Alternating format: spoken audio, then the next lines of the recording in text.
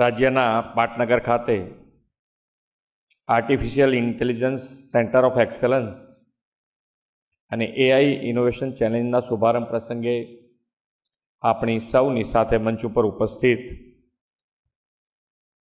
મુખ્ય સચિવ શ્રી રાજકુમારજી, કેન્દ્રીય અધિક સચિવ શ્રી અભિષેક સિંહ, જીપ સિટીના સીઈઓ શ્રી તપન રે, અગ્ર સચિવ શ્રીમતી મોના ખંદાર, નાસ્કોમના સ્થાપક શ્રી અસાનકા દેસાઈ, માઇક્રોસોફ્ટ ઇન્ડિયાના chief technology officer doctor Rohini Shrivastava, ઉપસ્થિત સૌ અધિકારીગણ, આમંત્રિત મહાનુભાવ, પ્રેસ મીડિયાના મિત્રો, સૌને મારા નમસ્કાર.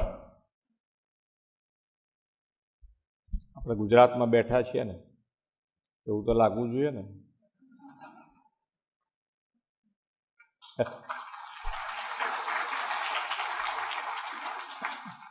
અને માતૃભાષા ઉપર અત્યારે સરકાર પણ કે દરેક સબ્જેક્ટ માતૃભાષામાં હોવું જોઈએ એના ઉપર ભાર મૂકીને આપણે આગળ વધી રહ્યા છીએ. એટલે કોઈ નહીં, પેલું અમે તો ક્યાંક ને ક્યાંક જતા હોઈએ ત્યારે થોડો લેંગ્વેજનો પ્રોબ્લેમ ફોરેનમાં આવતો હોય, પણ તકલીફ ક્યાંય નથી પડતી. આપણે આપણી ભાષા પકડી રાખીએ તો ક્યાંય તકલીફ પડતી નથી.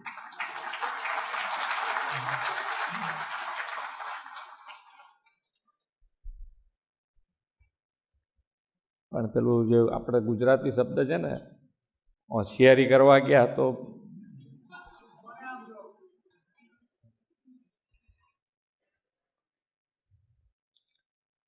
વડાપ્રધાન શ્રી હર હંમેશ કહે છે ને કે યહી સમય હે, સહી સમય હે. અહીંયા બેઠેલાને લાગે કે ના, ખરેખર આપણો સમય આવ્યો છે કે આપણે આગળ વધી જ રહ્યા છીએ. દરેક સેક્ટર, તમે કોઈ સેક્ટર એવું નથી કે જેમાં અત્યારે ભારત પાછળ પડ્યું હોય. ક્યાંય પણ પાછળ હશે તો ફરીથી એમાં પૂરતું ધ્યાન આપી અને બધા દેશની કમ્પેરિઝનમાં લાવી દઈએ છીએ, કાં તો કમ્પેરિઝનમાંથી અત્યારે બીજા દેશ કરતાં આપણે આગળ વધી રહ્યા છીએ એવી આપણી અત્યારે તૈયારી છે. એ વડાપ્રધાનશ્રીનું આપણા સૌ માટે એ પ્રેરણાદાયક છે. આપણા માટે એમણે જે રીતે ઇનિશિયેટિવ બધા લીધા છે અને ખૂબ સારું આગળ આપણે વધી પણ રહ્યા છે. વિશ્વ નેતા અને દેશના યશસ્વી વડાપ્રધાન શ્રી નરેન્દ્રભાઈ મોદીના આગવા વિઝનથી શરૂ થયેલું ગિફ્ટ સિટી એક્સેલન્સ અને ઇનોવેશન માટેનું દેશનું મોટું હબ બની ગયું. આદરણીય વડાપ્રધાનશ્રીનું સ્પષ્ટ માનવું છે કે આપણે વિશ્વના બદલાતા પ્રવાહોને સમજીને અને તેમાંથી એક કદમ આગળ ચાલીએ તો જ આપણે વૈશ્વિક સ્પર્ધામાં ટકી શકીએ. તેમની દૂરંદેશીના પરિણામે ગિફ્ટ સિટી દેશના પ્રથમ ફાઇનાન્શિયલ ટેક સિટી તરીકે ઉભરી આવ્યું અને તેમાં સતત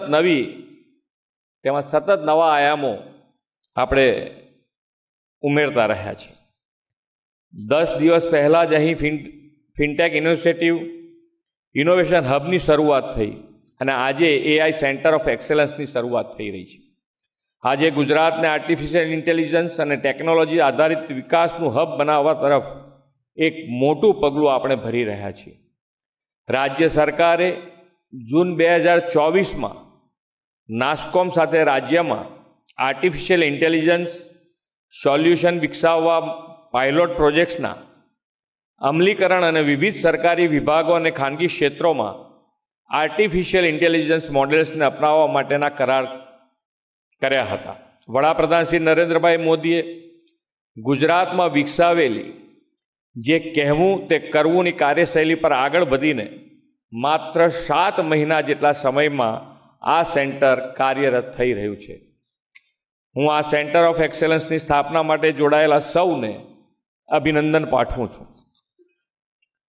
આ સેન્ટર સ્ટાર્ટઅપ્સ અને ઉદ્યોગ વચ્ચે એક મહત્ત્વના સેતુ તરીકે કામ કરશે અને એઆઈ ટેકનોલોજીના ક્ષેત્રમાં જરૂરી જ્ઞાન પૂરું પાડવામાં મહત્ત્વની ભૂમિકા ભજવશે. આ સેન્ટર કાર્યરત થવાને પરિણામે નવા સોલ્યુશન બનાવવા માટે નિષ્ણાતો, વ્યવસાયો અને સ્ટાર્ટઅપ્સને એક સાથે આવશે અને એક સુદૃઢ પ્રણાલીનું નિર્માણ થશે. એઆઈ ઇનોવેશન ચેલેન્જ કાર્યક્રમ દ્વારા હકીકતલક્ષી સમસ્યાઓના સમાધાન શોધવા એઆઈ ઇનોવેટર્સ માટે સરળ બનશે. એઆઈ સેન્ટર ઓફ એક્સલન્સ રાજ્યમાં આર્ટિફિશિયલ ઇન્ટેલિજન્સ ક્ષેત્રમાં એક મહત્વપૂર્ણ થિંક ટેન્ક તરીકે ઉભરી આવશે અને દેશમાં વડાપ્રધાન શ્રી નરેન્દ્રભાઈ મોદીના નેતૃત્વમાં શરૂ થયેલી એઆઈની ક્રાંતિમાં ગુજરાતને અગ્રેસર બનાવશે એવો મને વિશ્વાસ છે. આપણે સૌ જાણીએ છીએ કે એઆઈ એ માત્ર નવી ટેકનોલોજી જ નથી, પરંતુ વૈશ્વિક ચળવળ બની ગઈ છે. આદરણીય વડાપ્રધાનશ્રીએ એઆઈ આર્ટિફિશિયલ ઇન્ટેલિજન્સને એસ્પિરેશનલ ઇન્ડિયા અને એડવાન્ટેજ ઇન્ડિયા ગણાવ્યું છે. ભારતના તકનીકી કૌશલ્ય ધરાવતા યુવાનો માટે એઆઈના નવા અવસરો લાવ્યું છે અને ભારત વિશ્વમાં એઆઈ ક્ષેત્રમાં મહત્ત્વના પ્લેયર તરીકે ઉભરી આવ્યું છે. વડાપ્રધાન શ્રી નરેન્દ્રભાઈ વિઝનરી લીડર છે અને તેમણે વિશ્વમાં એઆઈની ચર્ચાઓ થતી હતી ત્યારથી દેશમાં એઆઈ ટેકનોલોજીને જન સુધી પહોંચે અને લોકોના જીવનમાં કેવી રીતે બદલાવ લાવી શકાય તેની મથામણ કરી છે. સબકા સાથ સબકા વિકાસના મંત્રને ટેકનોલોજી સાથે જોડીને તેમણે એઆઈ ફોર ઓલના મંત્ર પર આગળ વધતા દેશમાં નીતિઓ બનાવી છે. આદરણીય નરેન્દ્રભાઈનું વિઝન છે કે એઆઈનો વિકાસ સર્વસમાવેશી બને તથા સમાજમાં દરેક વર્ગને આ ટેકનોલોજીનો લાભ મળે. આ માટે તેમણે ઇન્ડિયા એઆઈ મિશન પણ કાર્યરત કર્યું છે. વડાપ્રધાન શ્રી નરેન્દ્રભાઈના વિઝનને અનુસરીને રાજ્ય સરકાર પણ એઆઈ ટેકનોલોજીને પ્રોત્સાહન આપવા માટે કટિબદ્ધ છે. એઆઈ દ્વારા ગવર્નન્સ, આરોગ્ય, કૃષિ, શિક્ષણ અને ઉદ્યોગના મહત્વપૂર્ણ પડકારોનો ઉકેલ લાવી શકાય તે માટે રાજ્ય સરકારે ગુજરાત એઆઈ ટાસ્ક ફોર્સની પણ રચના કરી છે. આર્ટિફિશિયલ ઇન્ટેલિજન્સ દ્વારા નાગરિકોને અસરકારક સમયબદ્ધ સેવા મળે, મૂળભૂત સ્તરે નવીનતાને પ્રોત્સાહન મળે અને ઉત્પાદન, આરોગ્ય અને શિક્ષણ સહિત વિવિધ ક્ષેત્રોમાં ટેકનોલોજીકલ પ્રગતિને વેગ મળે તે માટે સરકાર કાર્યરત છે.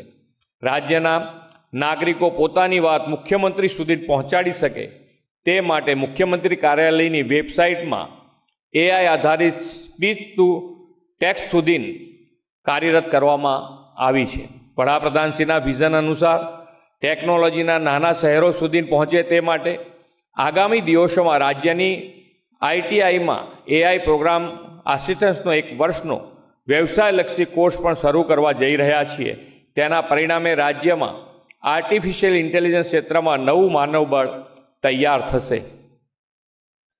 વડાપ્રધાન શ્રી નરેન્દ્રભાઈના નેતૃત્વમાં આપણે ખૂબ જ ઝડપથી વિશ્વની 3જી મોટી અર્થવ્યવસ્થા બનવાની દિશામાં આગળ વધી રહ્યા છીએ.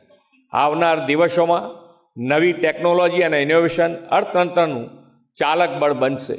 ગુજરાતમાં ટેકનોલોજી આધારિત વિકાસને પ્રાધાન્ય આપીને આપણે વિકસિત ગુજરાત દ્વારા વિકસિત ભારતના નિર્માણ માટે કટિબદ્ધ થઈએ એ જ અભ્યર્થના સાથે વિરમું છું. ભારત માતા કી જય. વંદે માતરમ. જય જય ગરવી.